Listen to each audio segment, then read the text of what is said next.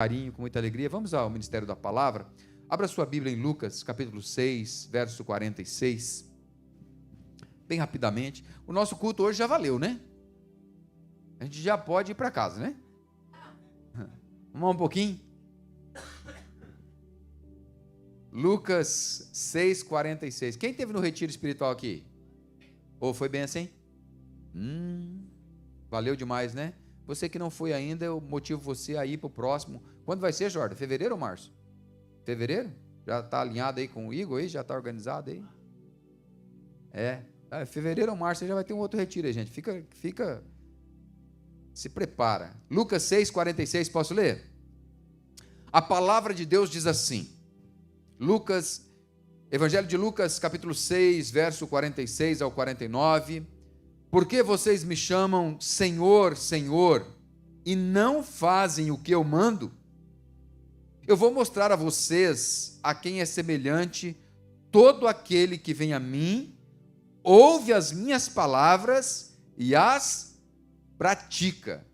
Esse é semelhante a um homem que, ao construir uma casa, cavou, abriu profunda vala e lançou o alicerce sobre a rocha.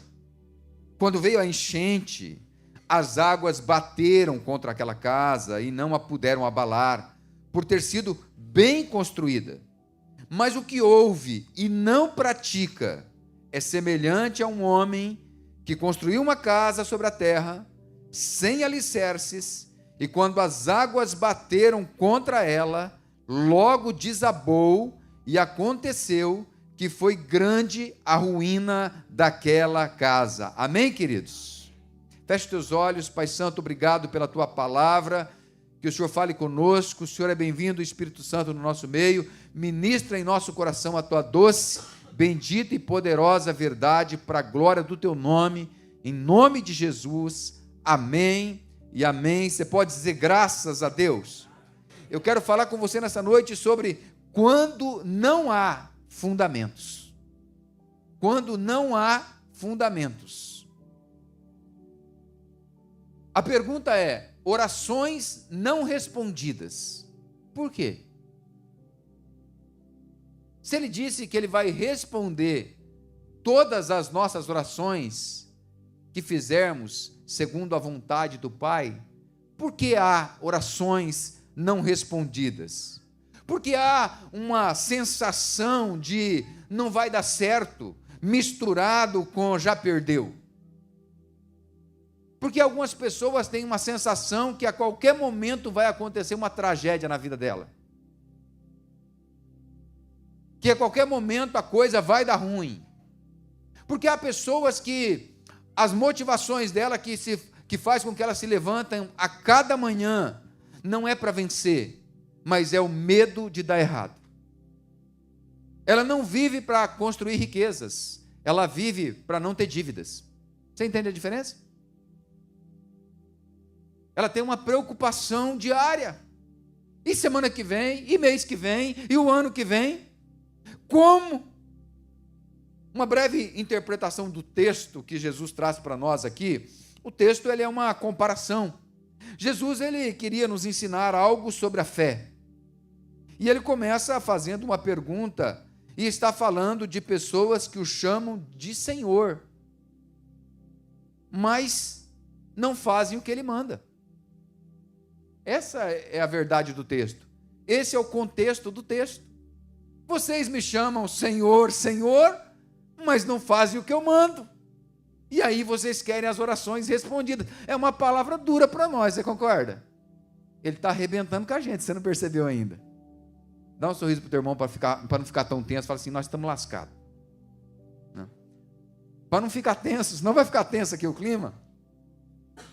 Ora, Hebreus 11:1 ele diz, a fé é o firme fundamento. A fé é a certeza das coisas que se espera e a convicção de fatos que não se vê. Você crê de alguma forma. Por isso ele usa uma figura de linguagem e como exemplo ele vai falar então da construção de um mesmo modelo de casa, com apenas uma diferença. Ele diz, olha, 2 homens Eles tiveram o mesmo projeto, o mesmo sonho, desejaram fazer a mesma coisa. A diferença entre as duas casas construídas era qual? O alicerce, o fundamento. Um tinha, cavou fundo, chegou na rocha, fez os alicerces e construiu a sua casa. Mas o outro decidiu construir sobre a areia. Você consegue perceber que ele está falando que a tempestade veio depois que a casa estava pronta? Consegue perceber? Ele está falando que, olha, a crise financeira vem depois que você ganhou o dinheiro. Ele está falando, a crise financeira vem depois que você abriu a empresa. A crise financeira vem depois que você casa. Ou a crise do casamento vem depois que você casa. Ele está falando, não é antes.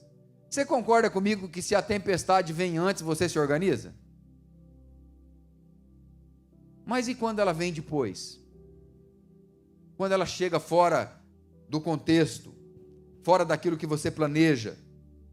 No Salmos 11, verso 3, ora, se forem destruídos os fundamentos, que poderá fazer o justo?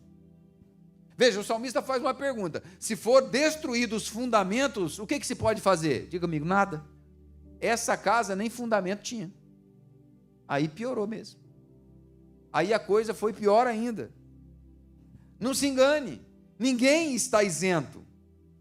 Você é dizimista, você é ofertante, você é de oração, você é fiel, você é íntegro, não importa.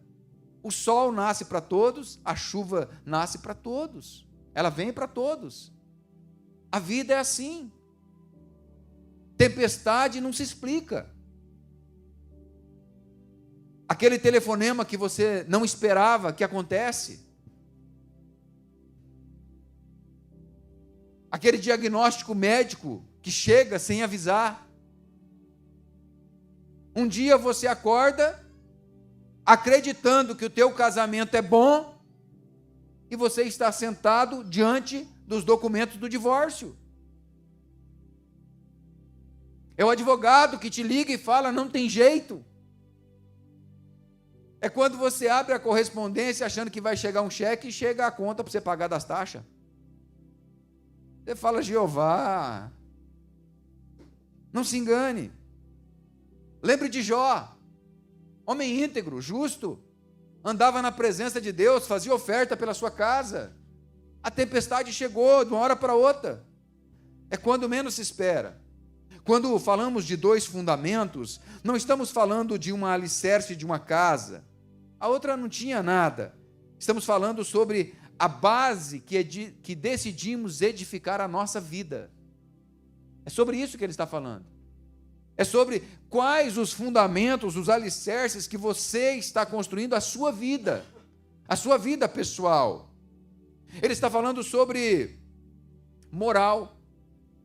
Ele está falando sobre ética, sobre respeito, sobre transparência, sobre santidade, sobre verdade.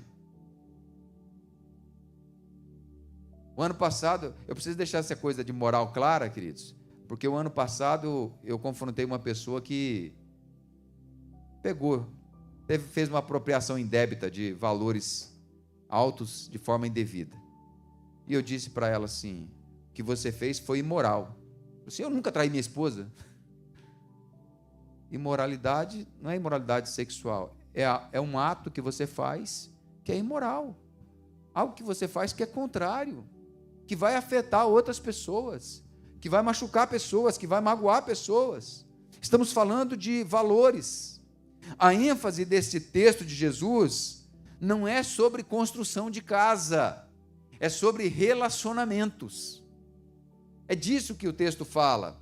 Existem formas que Satanás usa para nos parar. Você já percebeu isso? Quais as formas que ele tem usado para parar você? Olha, a gente pode falar de várias, né? Vamos pensar, por exemplo, aqui, olha. Uma das formas que Satanás usa para parar a gente é o desânimo, né? Tem gente que é desanimada. eu vou melhorar o meu português. Preguiça mesmo.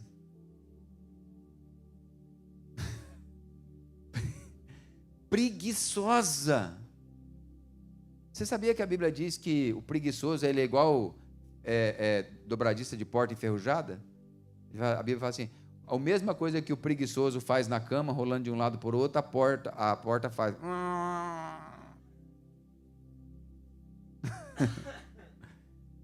Preguiçoso. Tem gente que ela é preguiçosa. A preguiça impede ela de fazer as coisas. Ela até quer fazer, mas a preguiça não deixa. Não deixa. Olha, gente, é impressionante. Tem pessoas que eu nunca consigo encontrá-las descansadas. Como é que você está? Cansado, pastor? Mas até segunda-feira. Mas já começou a segunda cansado, meu Deus do céu. Feriado prolongado, passou o feriado, você encontra a pessoa, como é que você está? Estou cansado. Não, você está preguiçoso mesmo. Né? Então olha, uma outra forma que Satanás usa para parar a gente, um inimigo chamado depois. Depois eu faço. Depois eu resolvo. Depois eu vou. Depois eu mexo. Depois eu arrumo. Aquela gaveta lá da tua casa que você está falando, tem 3 meses, depois eu... Aquele close lá que você está falando assim, depois eu vou mexer. Semana que vem. É um palavrão que se dá para isso. Procrastinação. Sempre depois. Depois.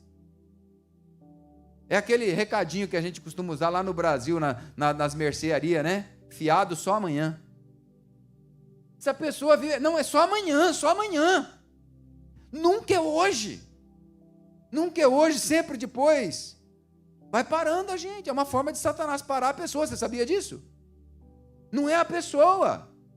Gente, eu confesso para você que eu acho que tem algumas preguiças e algumas procrastinações que não é a pessoa, é um Satanás que está lá. Tem que passar por libertação. Tem que colocar a pessoa de joelho e expulsar o capeta. É verdade. Se você não tem coragem de fazer isso com o pastor, vai lá no teu quarto, dobra na frente do teu espelho, coloca a mão na tua cabeça e fala, sai, Satanás! Vai embora! Olha, uma outra forma de Satanás parar a gente, emoções doentes. Emoções doentes. A pessoa vai adoecendo nas emoções, dificuldade de liberar perdão, uma palavrinha guardada daqui, uma atitude guardada de lá, uma situação que aconteceu no outro dia, uma pessoa que não vale nada, um líder que me feriu, que machucou, alguém que enganou, mentiu, e ela vai guardando o coração dela, e aí ela vai ficando amargurada. Aquela raiz de amargura brota, contamina os outros, por onde ela passa, chata, irritada, crítica, azeda, fala mal de todo mundo, briga com todo mundo, critica todo mundo. Ô Jesus amado! Mas ela fala assim, não, olha, é só a minha opinião, tá bom? Doente, triste, né? Mas a pior forma de Satanás parar a pessoa não é isso. A pior forma de Satanás parar a pessoa são as decisões erradas. Decisões erradas. Olha, quando eu olho para esse texto, a primeira coisa que me vem ao coração é: perceba os seus relacionamentos. Perceba os seus relacionamentos. Vamos falar um pouquinho sobre relacionamento. Existem alguns tipos de pessoas que você precisa ter cuidado. E olha, se você não pode se afastar delas, conviva com elas o mínimo possível. Faça o máximo possível para estar longe delas. São pessoas tóxicas, venenosas, sugam tuas energias, são pessimistas por natureza, não têm objetivo de vida, não têm, estão sempre reclamando. Tem umas que elas é difícil, elas estão sempre sem dinheiro, você já percebeu?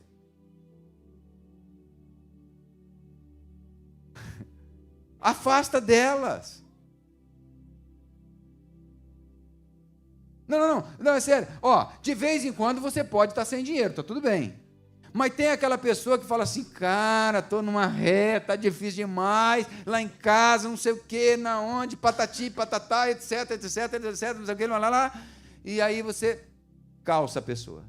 Fala, não, você não tem para me emprestar? Não te emprestar não, vou te dar. Porque se eu te emprestar, você não vai pagar. Né? Vou te dar que eu não fico com esperança, já resolve. Né? Aí você dá. Aí você fala assim, agora ela vai romper na vida, agora vai dar certo, agora Deus vai abençoar, a coisa vai andar. 6 meses depois. Já percebeu? Nunca tem dinheiro, nunca rompe, nunca prospera, nunca resolve a vida financeira dela. O que está acontecendo? Alguma coisa está errada. Ou é Deus que é infiel, ou é a pessoa que está com alguma coisa ali que precisa ser resolvida.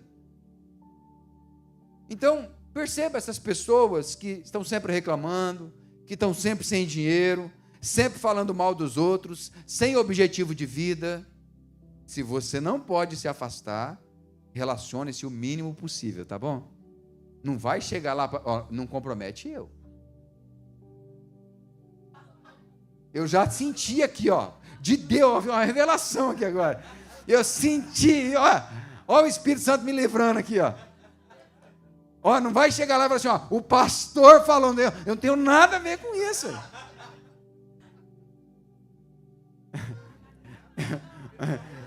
É um conselho. Você ouve e aplica se quiser. Está gravado aí.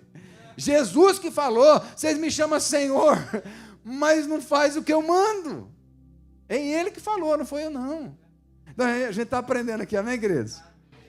Olha, o Salmo 1 diz assim, bem-aventurado é aquele que não anda no conselho dos ímpios, não se detém no caminho dos pecadores, e nem se assenta na roda dos escarnecedores. Olha, 3 tipos de pessoas. O primeiro delas que ele fala é o ímpio, do hebraico rasa, significa moral. Uma pessoa que age de maneira errada, fora de Deus, e você vai pedir conselhos para ela. A Bíblia está dizendo, não faz isso. Não pede conselho para esse tipo de pessoa. A pessoa tem questões morais e éticas, você não pode julgar, mas você pode discernir. Compra, não paga. Vive mentindo. Não para em lugar nenhum. Sai de um relacionamento, tenta... Você vai pedir conselho para essa pessoa? Não dá. É a Bíblia que diz, não faz isso. Olha, o segundo tipo de pessoa, o pecador, do hebraico hartá, pessoa que vive na prática do pecado. Nós somos a favor da santidade, amém? Sem santidade ninguém verá Deus, amém?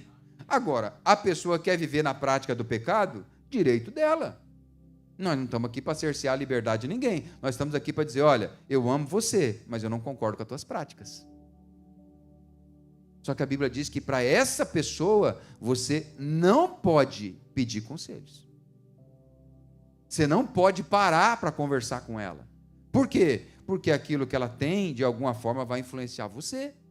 Paulo vai dizer em Coríntios, as más conversações corrompem os bons costumes. Eu preciso prestar atenção nisso. Terceiro tipo de pessoa, ele diz do escarnecedor, do hebraico luz, a palavra é usada para aquele que zomba, mas é usada também, olha gente, que interessante, ela é usada também para professor, embaixador e intérprete. É a mesma palavra, ou seja, esse escarnecedor que zomba da sua fé e você não consegue ter argumentos para se defender.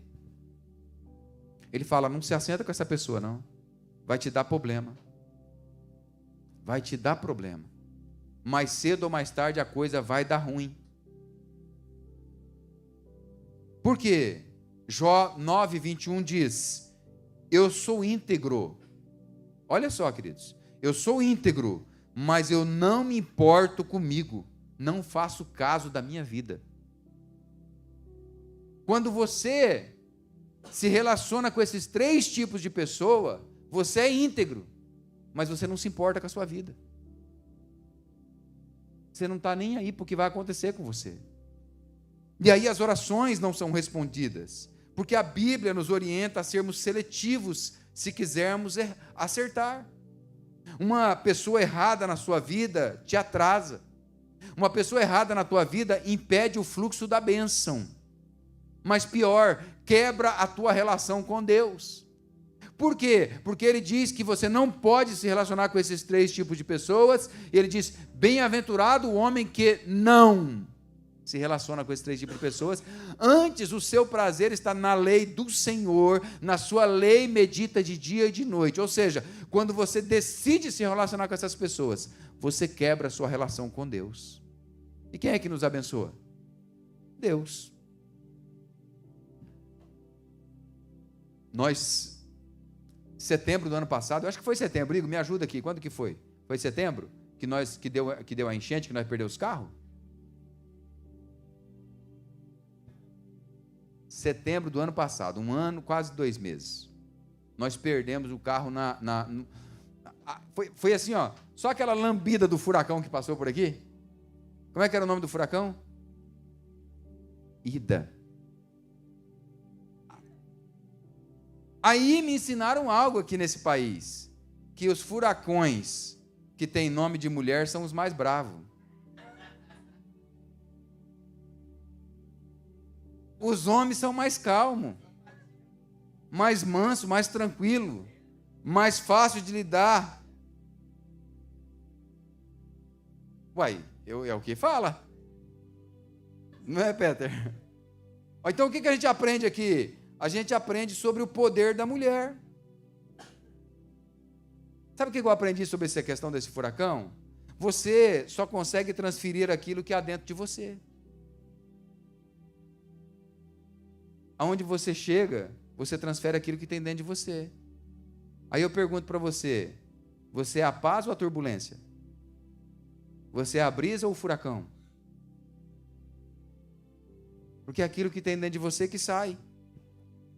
Provérbios 14 diz que a mulher sábia edifica a sua casa, mas a tola destrói com as próprias mãos.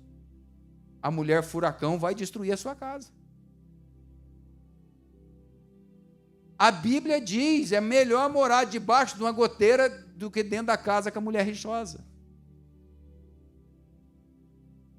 Arrebenta com as mulheres, né? Ou ensina. Ou ensina. Como que mulher eu tenho sido? Que homem eu tenho sido? Uma das formas que Satanás usa para nos parar é através desses relacionamentos tóxicos. O salmista está dizendo que quando nós escolhemos nos relacionar com pessoas assim, nós comprometemos a nossa relação com Deus. E foi a ênfase de Jesus. Vocês me chamam Senhor, Senhor, mas faz tudo o que os outros querem e nada do que eu mando. Então, a primeira coisa que eu quero deixar para você é exatamente sobre perceba os seus relacionamentos. A segunda coisa que eu quero deixar para você é sobre as consequências de decisões. Consequências de decisões. Os dois tinham o mesmo projeto, qual que era? Diga, construir uma casa. É uma decisão, sim ou não? Quando você vai casar, você tem que tomar a decisão, sim ou não? Quem garante para você que aquele casamento vai ser bom? Tem 25 anos de casado, não sabe ainda? Já está tentando descobrir, Deus, será que eu acertei? Errei. 3 dias bom, 1 dia ruim. É assim mesmo. A vida é assim. Foi bom ou ruim vir para a América?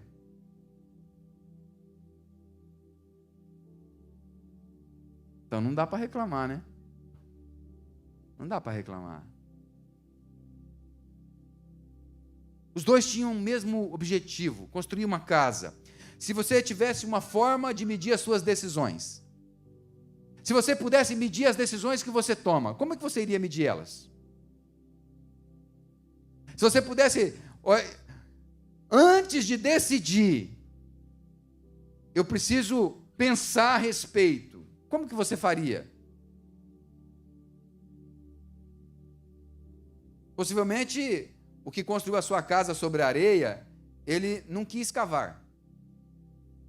Ele não quis fazer alicerces. Ele não quis fazer fundamentos que sustentassem o seu projeto. E o Silvio sabe bem do que eu estou falando, que ele é construtor, não? Tem gente que mexe com construção, sabe do que eu estou falando, né? Ele não quis. Possivelmente ele estava com um pouco de pressa. O apressado? Ele estava com um pouco de pressa. Falou, vou fazer aqui. Então, como medir a sua decisão? Primeira coisa para você medir a sua decisão: a pressa na tomada de decisão. Você está com pressa? Você é ansioso, ansiosa? Tudo bem? Dá para esperar mais um pouquinho? Olha, eu tenho um segredo, uma informação para falar para vocês, que me chegou agora à tarde, quentinha, mas eu vou dar ela só amanhã à noite no batismo.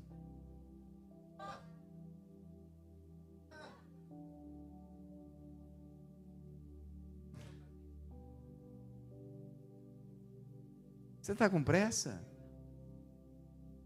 Você é ansioso, ansiosa? Certas decisões vão ter um preço. Tem que pagar ele. Tem que saber esperar. Há pessoas que elas não analisam o custo das suas decisões. Há outros que tomam decisões baseadas no medo. Pensando, meu Deus, eu preciso fazer, será que vai dar certo? Será que não vai? E se der errado? Há aqueles que se acomodam em uma zona de conforto. Está ruim, não está bom, mas elas não tomam decisões porque está confortável. Dorme lá naquele colchão torto.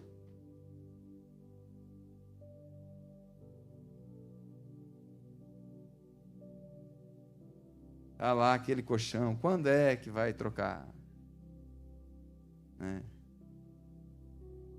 Aquela cueca furada que você fala, só vou usar mais uma vez.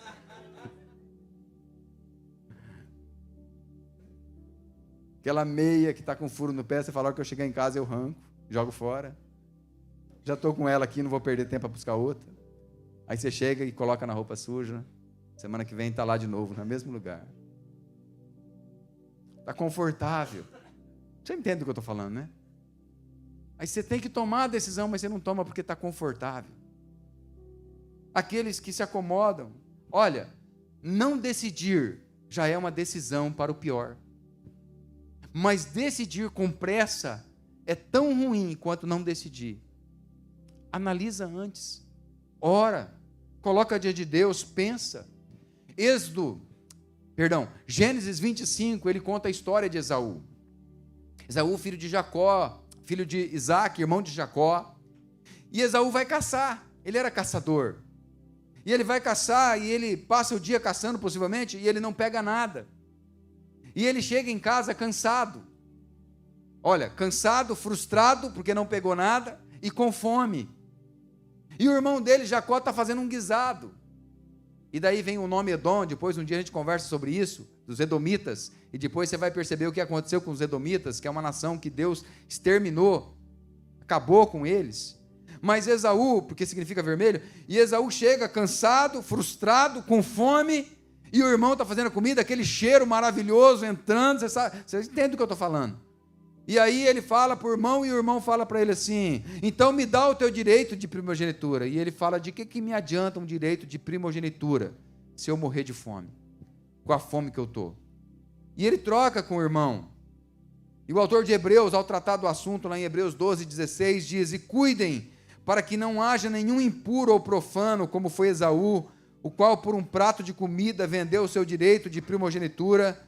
Vocês sabem também que posteriormente, querendo herdar a bênção, foi rejeitado, pois não achou lugar de arrependimento, embora com lágrimas o tivesse buscado. Foi a refeição mais cara e mais amarga da vida desse homem. Então, não faça as coisas com pressa. Pensa antes, analisa antes. Não tome decisões quando você está cansado, com fome. Um segundo aspecto da decisão, como medir a sua decisão, é o alcance dessa decisão. Você vai tomar uma decisão, eu não sei qual é. Deus deve estar falando com alguém aqui, você vai tomar uma decisão. Antes de tomar, não se apresse. Segunda coisa, o alcance dessa decisão. Talvez é um contrato que você tem que assinar, não sei. Aquele homem estava em desobediência clara a um projeto que Deus confiou a ele. A tua decisão, qual que é o alcance dela? Esse homem perdeu dinheiro, Esse homem perdeu tempo, esse homem podia ter comprometido a segurança sua e a da sua família. A casa desabou. A tempestade veio e a casa caiu. Se ele tem um filho de 3 anos lá dentro da casa, o que acontecia? Morria. Comprometeu a sua casa, a sua família, a integridade. As decisões que você toma afetam a quem? Pensa nisso. As minhas decisões, elas afetam quantas pessoas? Imagina, queridos, eu como pastor de vocês, eu tenho responsabilidade, você concorda comigo? Eu não posso viver mais para mim mesmo, você concorda? Eu não posso tomar decisões porque eu acho ou porque eu quero. Toda decisão minha e da Tânia, ela implica em considerar também vocês, sim ou não? Por quê? Porque se eu tomar uma decisão errada, vai afetar vocês. Vai afetar os outros pastores nossos, vai afetar as nossas outras igrejas. Então pensa nisso. Se eu estou construindo esta casa sem alicerce, se ela desabar, quem vai ser atingido?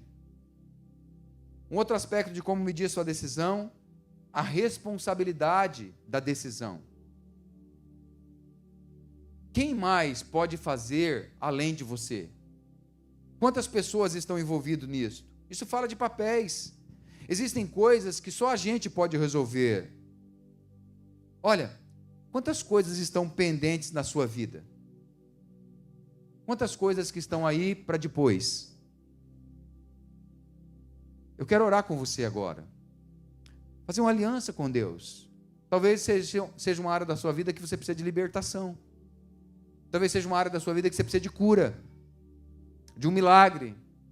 Talvez seja noite de você falar assim: Deus, hoje eu estou tomando a decisão de, a partir de amanhã, colocar toda a minha vida em ordem. Pegar a agendinha e falar assim, ó, o que eu preciso resolver na minha vida? E resolver. E resolver. Decida se levantar amanhã para resolver, amém? Amém? Diga para a pessoa do outro lado assim, amanhã, hein?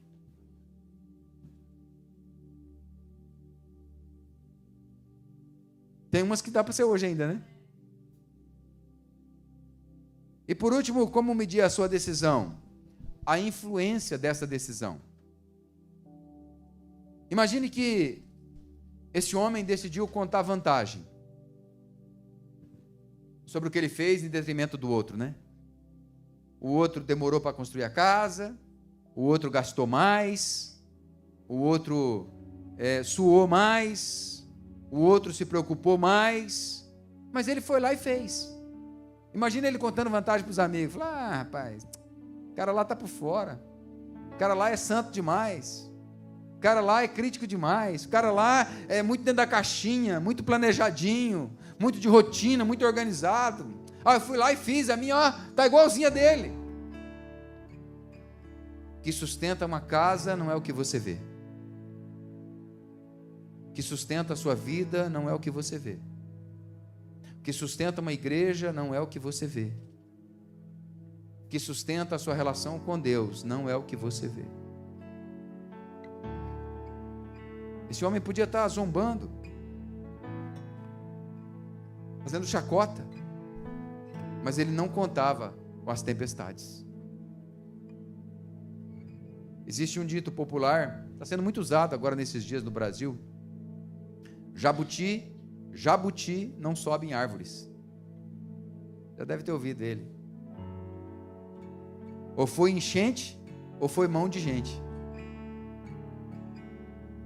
Então, se você vê um jabuti numa árvore, ou foi a água que subiu e levou ele e colocou lá, ou foi alguém que foi lá e colocou, ele não vai sozinho. Isso fala de situações que a gente toma que dá errado na nossa vida. Ou foi a vida que proporcionou isso de alguma forma, ou foi decisões erradas, caminhos errados. Então, se a coisa toda deu ruim, se as orações não estão sendo respondidas, olhe os fundamentos. Olhe os fundamentos que você tem construído. Por favor, estou falando com muito amor, amém? Nós estamos num culto de colheita abundante, nós queremos colher de forma abundante, não é? Mas para colher de forma abundante, nós temos que ter fundamentos, amém, queridos? Amém ou não amém? Amém, glória a Deus. Você está construindo a sua casa, glória a Deus. Mas mais importante que o material que você está usando é sobre quais alicerces você está construindo a sua casa e de como isso tem influenciado a sua relação com Deus. É sobre isso que Jesus estava falando. Ele falou: olha, duas pessoas construíram uma casa. A casa aqui, né? Não é que a gente canta aquela canção lá, essa casa é sua casa, nós deixamos, não é? É essa casa que ele está falando. Olha, dois construíram a casa, mas uma não tinha fundamentos. Veio a tempestade, vieram os ventos, soprou forte e foi grande a sua ruína. Quando ele está dizendo: vocês me chamam Senhor, Senhor, ele está dizendo: então faça o que eu mando. Porque quando você faz o que eu mando, ele diz que os mandamentos dele não são pesados. Ele diz: vai vir os ventos, eles virão. Vão vir as tempestades, sim, virão. Vão vir as situações difíceis, virão. Mas a sua casa vai permanecer firme em Jesus. Então eu quero orar com você. Primeiro, para você resolver os fundamentos da sua vida nessa noite, amém? Segunda coisa, para você dar uma notícia para essa notícia ruim que chegou. Avisa para Satanás, avisa para o mundo espiritual que a tua casa é fundamentada em Jesus e que os teus filhos não serão levados, que as tuas finanças não serão levadas, que a tua saúde não será levada, porque você tem um relacionamento com Jesus. Ele cuida de você. Vamos ficar de pé. Vai falando com Deus. Fala com Deus.